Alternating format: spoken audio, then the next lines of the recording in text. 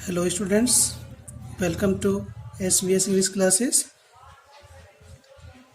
यहाँ पर हम आपको मॉडल्स का ही जो शेष भाग है वो आपको बताने वाले हैं, क्योंकि मॉडल की यदि हम सब एक जगह समझाते हैं तो लंबी वीडियो हो जाती है। तो ये मॉडल का पार्ट 2 है। ठीक है। जब पैसिव वॉइस हिंदी वाक्यों के अंत में ना जाना चाहिए था, ने जाने चाहिए थे, नी जानी चाहिए थी। ठीक है। इसमें शुड, मस्ट और ought to के बाद हैव प्लस थर्ड फॉर्म, ठीक है, और प्लस बीन का प्रयोग होगा। फिर है या जा सकता था,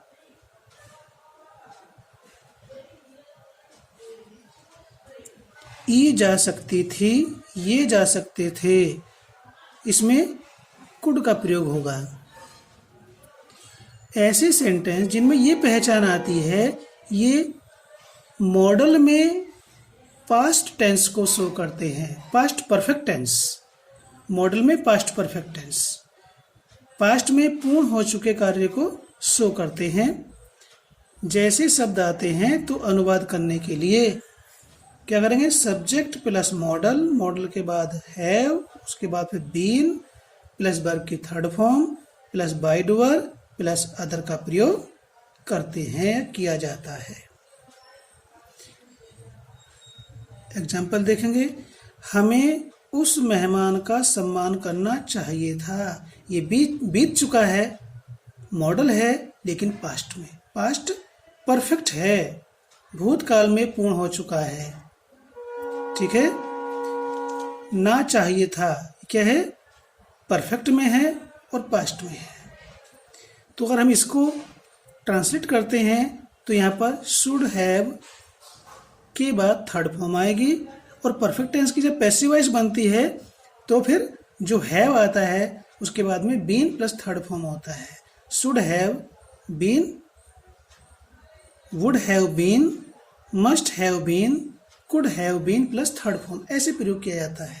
ये एक्टिव में है। इसको हम अनुवाद करते हैं। पहले एक सेंटेंस, इसमें क्या है, ना चाहिए था, और यहाँ पर क्या है, या जाना चाहिए था। ना चाहिए था से पहले किया और आ रहा है। ये जो करना है ये किया में चेंज हो गया। ठीक है। तो वी चाहिए अर्थ में है, we should have respected that guest। हमें उस मेहमान का सम्मान करना चाहिए था, लेकिन हमने किया नहीं। ये उस बात को शो कर रहा है। तो ये हुआ मॉडल में पास्ट परफेक्ट। ठीक है। हालांकि ये इतने व्यवहारिक नहीं है, इनकी पैसिव वॉइस बनाने के लिए आती भी नहीं है, लेकिन जिसकी बनती है तो उसको हमें आना भी चाहिए। ये नहीं कि आती नहीं है तो इसको हम सीखें नहीं, सीखना चाहिए, क्योंकि जो कंपटीशन होता है उसमें ये चीज़ नहीं देखी जाती है। ठीक है। तो ये जो हम आपको समझा रहे हैं ये केवल अभी क्लास के लिए नहीं है, ये तो 1 से लेकर के, ये कहते हैं ना 1 to all, वो चीज़ है ये। ठीक है। तो ये होगा उस मेहमान का सम्मान किया जाना चाहिए था। तो क्या होगा, दैट गेस्ट। जो ये ऑब्जेक्ट है ये सब्जेक्ट बन गया। ठीक है। और शुड हैव का should have been, should have respected का क्या हो जाएगा, should have been respected. Passive voice बन जाएगा शुड हैव बीन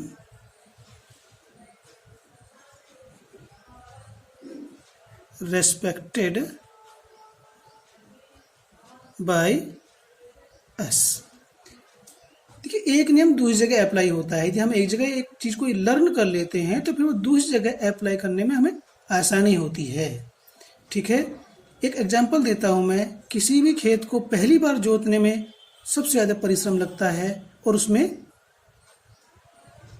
खेत के अंदर वो जो मिट्टी होती है मुलायम नहीं हो पाती है, उसमें पाटा लगाते हैं, फिर जुताई करते हैं, फिर पाटा लगाते हैं, फिर जुताई करते हैं, तो वो खेत की जो मिट्टी है वो सॉफ्ट हो जाती है, वो बीज के अंकुरण के अनुकूल हो जाती है।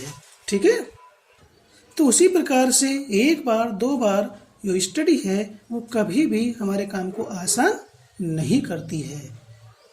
Study requires repetition, revision, so we must do it.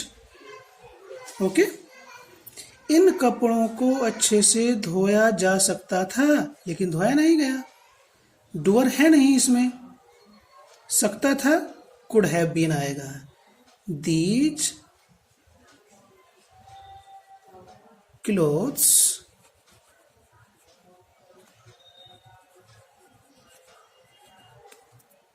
या जा सकता था, इससे पता चला कि इसमें कुड हैव बीन आएगा। कुड हैव बीन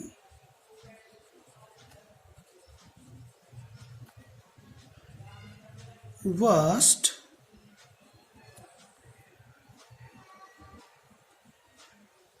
वेल, अच्छी प्रकार से। क्या इन पौधों को समय से पानी नहीं दिया जाना चाहिए था, लेकिन दिया नहीं गया। ठीक है, तो ये बात बीत चुकी है, चाहिए अर्थ में आ रहा है, पास्ट परफेक्ट में है, और इंटेरोगेटिव निगेटिव भी है, तो जो शुड है वो शुरू में आ जाएगा। ये हम पहले ही बता चुके हैं आपको, किसी भी सेंटेंस में शुरू में क्या आता है तो उसके लिए वाट का प्रयोग नहीं करते, उसमें जो प्रयोग होने वाली हेल्पिंग वर्ब है उसको शुरू में रख देंगे। यहाँ पर जो हमारी हेल्पिंग वर्ब है वो 3 शब्दों की है, शुड, हैव और बीन, तो केवल पहला पार्ट ही शुरू में रखा जाएगा। शुड दीज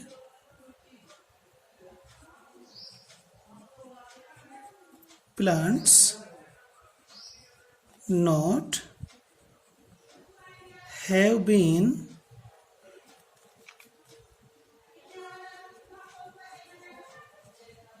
watered समय से,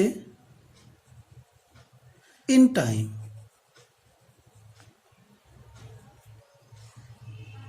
क्वेश्चन मार्क। ओके, उन कुर्सियों को कैसे खरीदा जा सकता था, नहीं खरीदी गई, भाई कैसे खरीदा जा सकता था, कुड का प्रयोग है, पास्ट परफेक्ट है, कुड हैव बीन, कैसे है, हाउ आएगा, how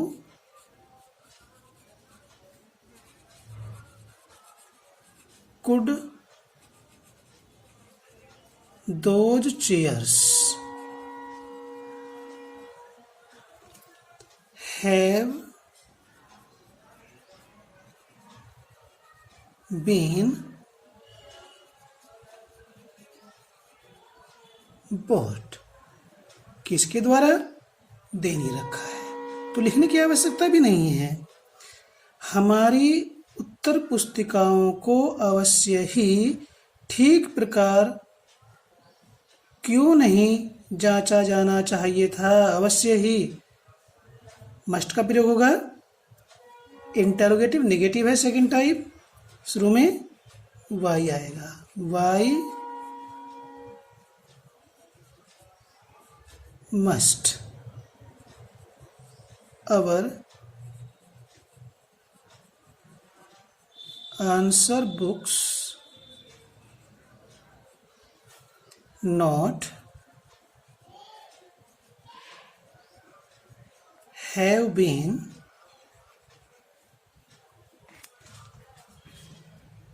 checked।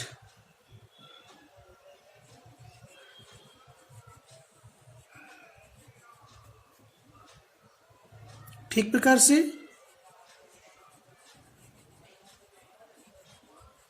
Properly, question mark.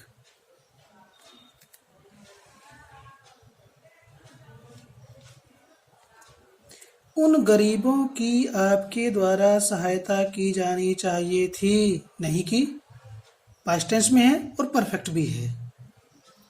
ठीक है, उन गरीबों की, तो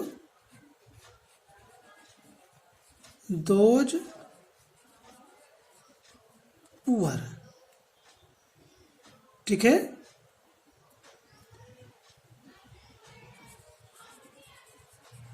should have been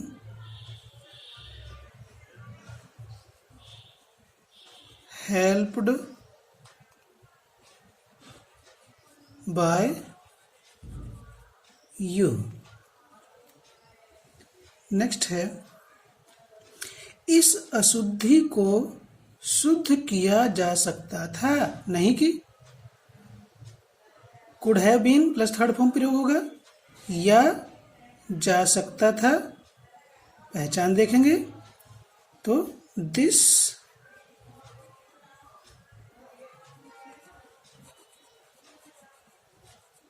mistake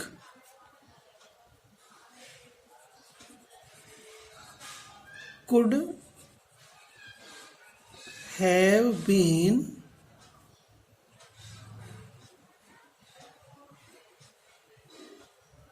corrected, ठीक है।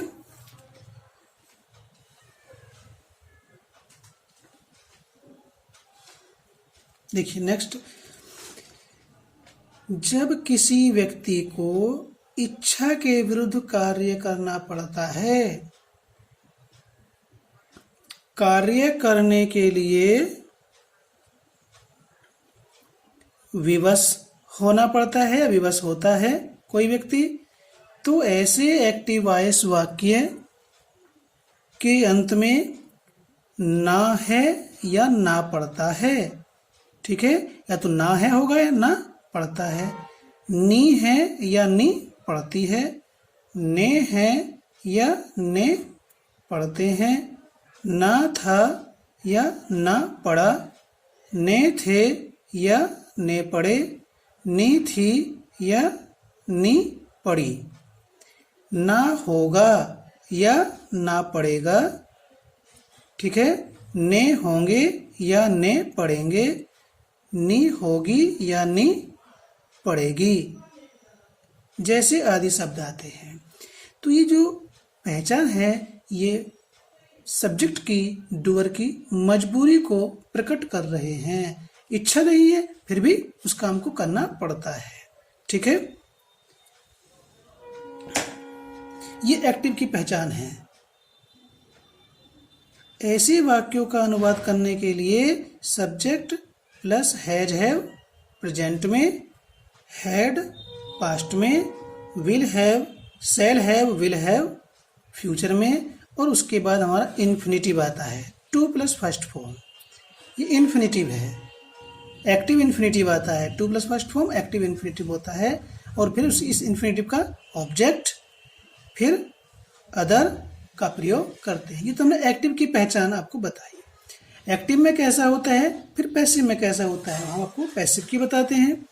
ऐसे पैसिव वॉइस हिंदी वाक्यों के अंत में या जाना है या जाना पड़ता है, ये जाने पड़ते हैं, ई जानी पड़ती है, या जाना था या जाना पड़ा, ये जाने थे या ये जाने पड़े, ये जाने होंगे, ये फ्यूचर में आ गया, या ये जाने पड़ेंगे, या जाना होगा या जाना पड़ेगा, जैसे आदि शब्द आते हैं। ये पैसिव वॉइस के हैं, ठीक है।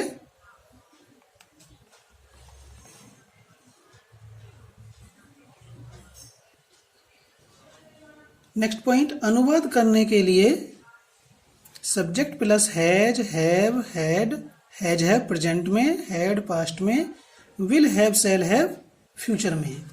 वो जो हमारा एक्टिव इन्फिनिटिव आ रहा था, टू प्लस फर्स्ट फॉर्म, इनके बाद हम इसको, उस एक्टिव इन्फिनिटिव को पैसिव इन्फिनिटिव बना करके प्रयोग करेंगे। उसके बाद बाय डूअर, उसके बाद अदर का प्रयोग करते हैं। ये सेंटेंस एक्टिव में तो व्यवहारिक हैं, प्रयोग किए जाते हैं, अनुवाद होता है, और डे टू डे लाइफ में उनका यूज भी होता है। लेकिन इनकी जो पैसिव वॉइस है वास्तव में और सेंटेंसेस की पैसिव वॉइस के मुकाबले में, कंपैरिजन में कम व्यवहारिक होते हैं।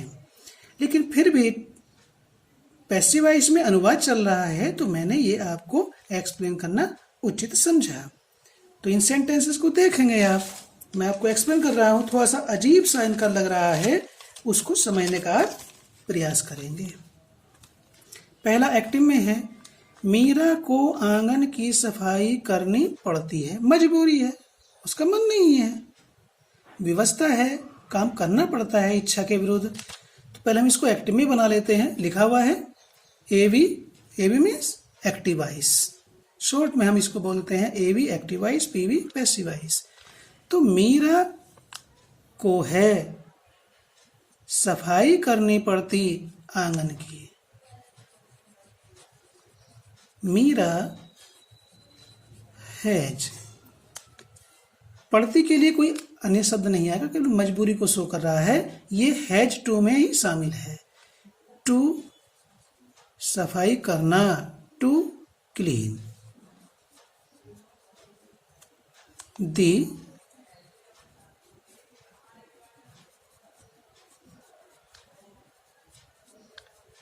कोर्टयार्ड, ये सेंटेंस एक्टिव वॉइस में है। एक सेंटेंस हमने इसलिए एक्सप्लेन किया ताकि आप ये चीज आपको क्लियर हो जाए। ठीक है, मीरा के द्वारा आंगन की सफाई की जानी पड़ती है। अब देखिए, या तो इसको इस तरह समझ लीजिए, मीरा के द्वारा आंगन की सफाई की जानी है। ठीक है, ऊपर भी पड़ती आ रहा, नीचे भी पड़ती आ रहा है। सफाई करनी को क्या लिखा जा रहा है, सफाई की जानी। पड़ती शब्द वैसे ही ज्यों का त्यों है। ठीक है, थोड़ा सा ही अजीब सा लग रहा है कि पैसिव वॉइस में भी एक्टिव वॉइस में समान सा है, लेकिन बात को समझें तो और प्रयास करेंगे तो क्लियर अवश्य होगी। ये करनी और की जानी, ये तो स्पष्ट दिखाई दे रहा है पैसिव वॉइस में है। अगर हम पैसिव वॉइस में इसको ये लिखा हुआ मिलता है तो भी ठीक है, नहीं मिलता तो भी ठीक है। पता चल रहा है कि मीरा को आंगन की सफाई करने की मजबूरी है। तो दी कोर्टयार्ड, इसकी पैसिव वॉइस बनाएंगे तो ये ऑब्जेक्ट है इन्फिनेटिव का, इसे यहां ले आएंगे। दी कोर्टयार्ड, प्रेजेंट में है, सिंगुलर है तो हैज ही आएगा, हैज। और जो टू क्लीन है, एक्टिव है, इसको पैसिव इन्फिनेटिव बनाकर रख देंगे, to be cleaned by Meera. Question mark.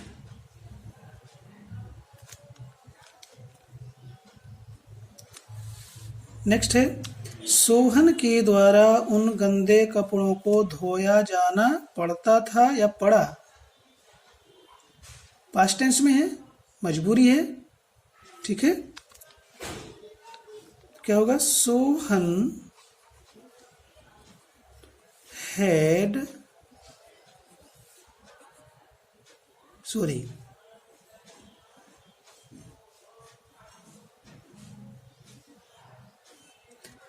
Object जो है इसमें क्या है, गंदे कपड़े। तो क्या होगा, उन गंदे कपड़ों को, क्या आएगा, दोज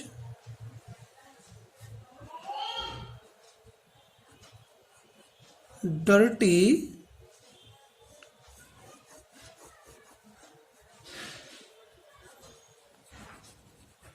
clothes had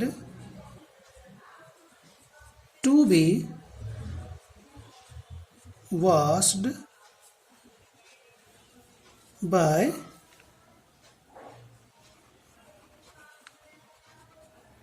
सोहन। ठीक है, कभी कभी बात ध्यान से स्लिप हो जाती है। ठीक है, नेक्स्ट देखेंगे, आज इन सब बोरों को ढोया जाना होगा या पड़ेगा। ढोने वाला कौन है पता नहीं, लेकिन बोरों का ढोया जाना महत्वपूर्ण है, तो इसलिए डूअर की आवश्यकता नहीं है। हमें केवल ये सेंटेंस के अंत में आई हुई हिंदी की क्रिया इस बात की पहचान करा रही है कि पैसिव वॉइस में है। तो दीज, इन सब बोरों को, ऑल दीज, बोरों के लिए बैग्स भी लिख देते हैं, BAGS,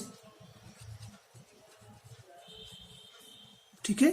ऑल दीज बैग्स, अभी इसमें फ्यूचर में है तो will have to, shall have to आएगा, उसके बाद पैसिव इन्फिनिटिव आएगा। विल सेल जो है IV के साथ आता है, और विल से अन्य सभी के साथ आता है, ये हमने आपको पहले ट्रांसलेशन में बता दिया है। तो बैग्स के अनुसार विल ही आएगा, will have to B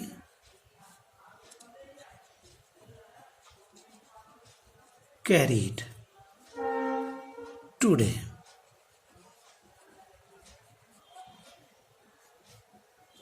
Full stop. Next,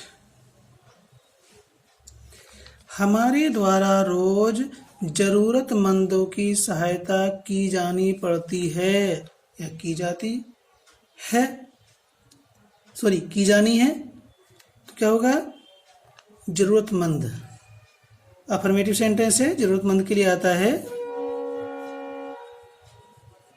the needy, ठीक है। और ये एडजेक्टिव है, इससे पहले आर्टिकल लगा हुआ है, तो ये जरूरतमंद बहुत सारे हो गए। प्रेजेंट में है तो हैव आएगा, the needy have to be helped. और ध्यान दें, अगर इस टू बी को हटा करके हेल्प्ड लगा दिया, यहाँ रख दिया, तो इसका अर्थ का अनर्थ हो जाएगा। समझ में नहीं आया कि आपने क्या बना दिया और क्या अर्थ निकल रहा है। तो the needy have to be helped by us daily. Next, क्या कमल के द्वारा उसको रोज किताब दी जानी पड़ती है, इंटरोगेटिव है, इसका जो सब्जेक्ट है वो उसको है, प्रेजेंट में है तो ही सब्जेक्ट बनेगा, ही के अनुसार है जाएगा, has he to be given a book by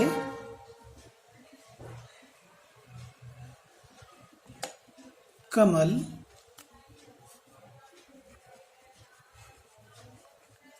daily।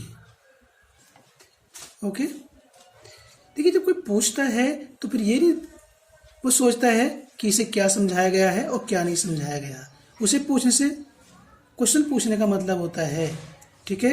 तो इसलिए हमारे लिए कोई भी चीज़ कम महत्वपूर्ण नहीं है। हम जो हार्ड वर्क करते हैं ये कोई बेकार नहीं आता। Knowledge never goes waste, hard work never goes waste regarding study. So study the topic with open heart, happily. Watch the video again and again so that the chapter will be clear. Okay? I hope whatever I have explained will be clear to you. Okay? Thanks.